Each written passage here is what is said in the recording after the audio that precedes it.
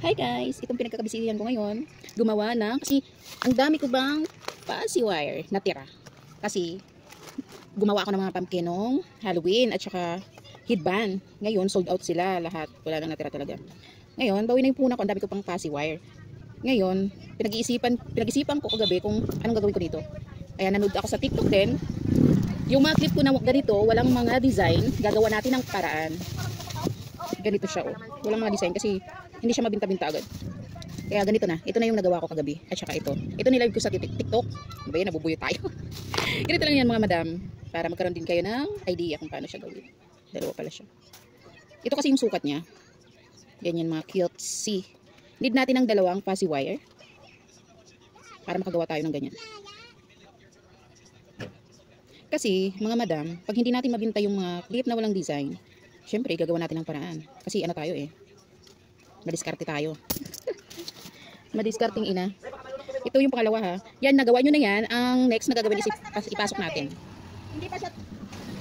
Ito lang muna kasi ito napakadali lang gawin. Tapos, ipasok mo siya sa kabila naman. Pasok natin dito. Para tayong mga nanay, mga tindira, may pandagdag na naman pagkakakitaan. Sayang kasi yung mga fuzzy wire ko eh.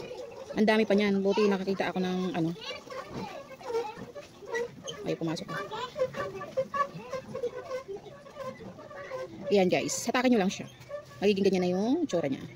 Hatakin nyo lang maigi. Tapos pag maganda na siya, next naman, ganito na nagawa ko kanina eh. Next, pag ganyan mo siya. Yan.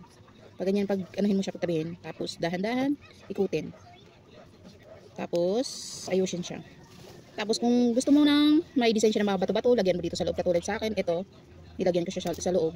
Kasi mayroon naman ako mga bato dito eh. Yung nabili kong mga jewelry, isang box. Kumbaga pumapatak lang naman yun ng magkano lang. Ayan na siya guys. Tapos, ididikit mo lang siya sa isang ganito. Ayan na, mga ganyan. Dinikit lang siya. Madali lang naman yan. Ito lang muna guys. Next time, ito naman. Kasi tapos na to. Tapos ko na itong ilag sa TikTok. Mabilis itong mabinta guys. Hindi kayo maistakan pag ganito. Ang gaganda kasi. Ngayon ko lang ito nalaman. Ang tagal na ito sa TikTok. Pero, ngayon, pinag-aralan ko talaga yan. Ito naman ilalive ko kung paano, ilalive ko sa TikTok kung paano gagawin to ng paraan. Yung headband, hindi ko pala nabidyohan yun. Pero ang ganda. Sold out yung ginawa kong 6 na headband. Bininta ko yun ng 40 pesos. Kasi ano lang naman yun eh. Yung mga natira kong headband dito na hindi nabibenta, ginawa ko ng paraan. Ayun, nabinta. Yan lang guys. Next time naman, yung headband or di kaya yung clip.